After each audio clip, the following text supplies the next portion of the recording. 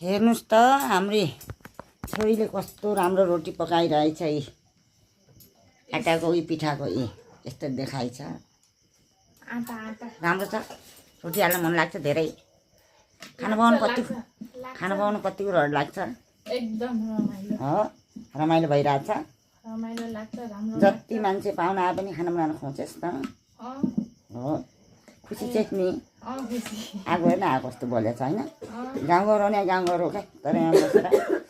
सहरमा बसेर ग्यासको आगो पिलपिल बालेर छैन भन्ने ग्यास सकियो भने हावा भन्नुभन्दा आनन्द अर्ग्यानिक रोटी तातो खै रोटी कति भयो हेर्देखा त खै कति पाएको यत्रो रोटी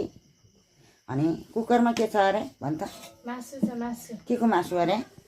खसीको खुट्टा यो त तरिका खसीको खुट्टा अनि गाउँका रोटी कस्तो राम्रोसँग बनाइरहेछ आज छोरीले अब खाने हामी खाना तयारीमा छौँ होइन र अब हामी खाना तयारीमा छौँ हामी छोरीले हालेको रोटी